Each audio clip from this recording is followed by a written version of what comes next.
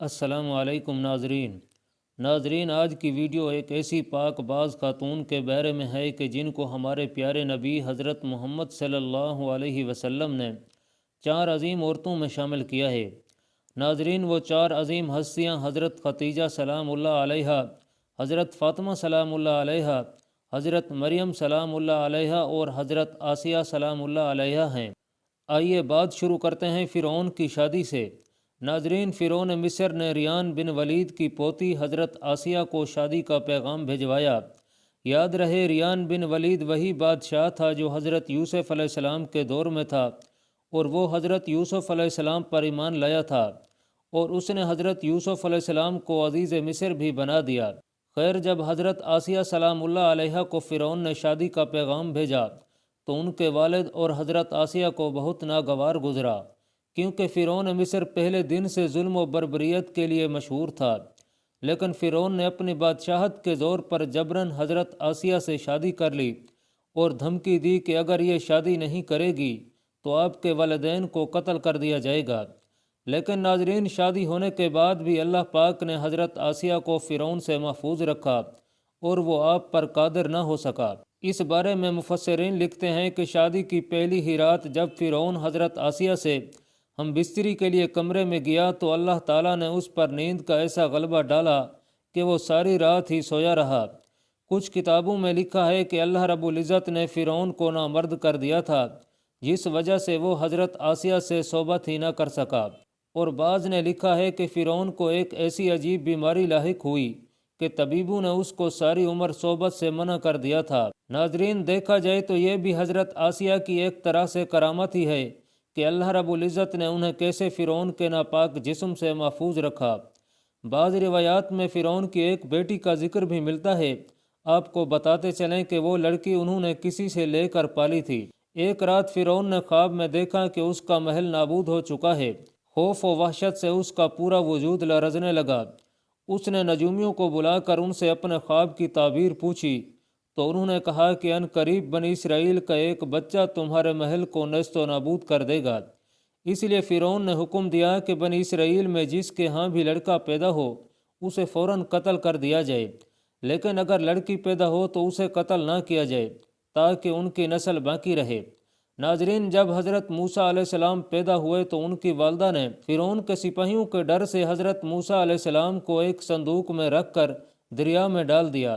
دریا سے ایک نہر فرعون کے محل کے پاس سے بہتی تھی۔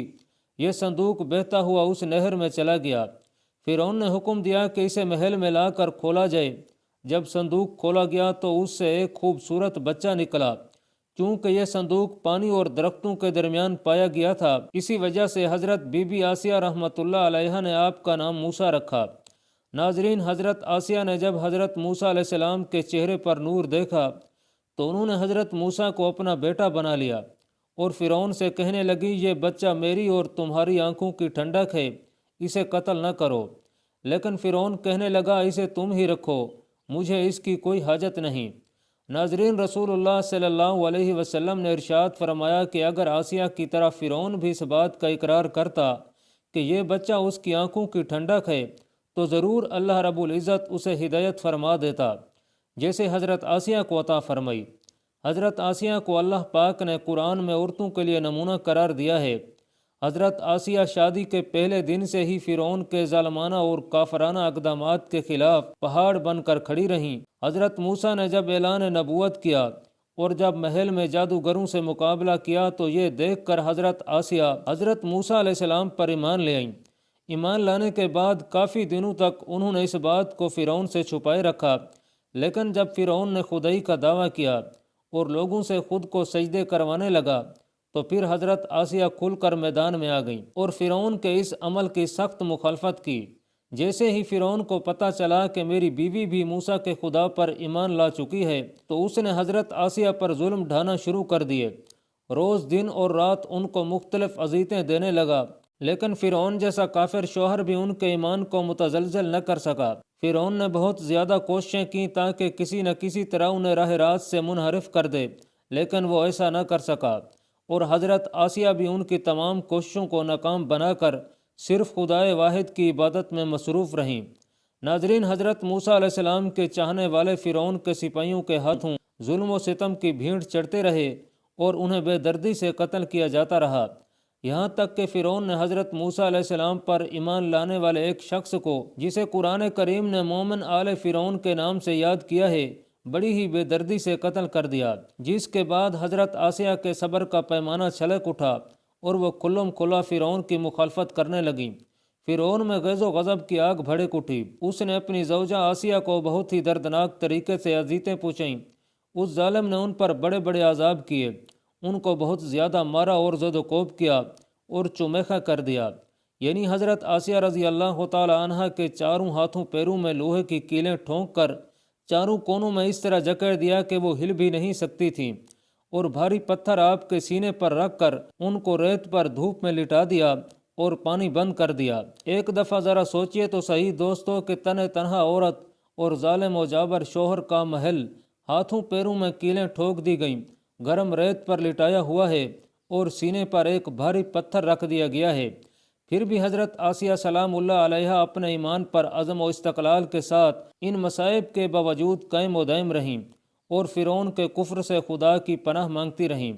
ایک روایت تو یہ ہے کہ فرعون نے حضرت آسیہ کی کھال تک اتروا دی اور پھر ان پر چٹان کو گرا دیا گیا۔ اللہ اکبر!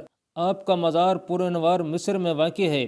تاریخ انسانی میں حضرت آسیہ کا ایمان پر قائم رہنا، ان کا صبر اور عزم و استقلال ایک بہت بڑا درس ہے۔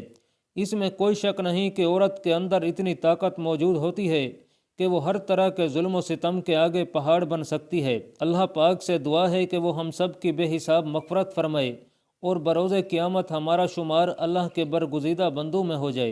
اے اللہ پاک، حضرت آسیہ کے صبر اور عزم و استقلال کے واسطے ہماری دعائیں قبول فرما لے۔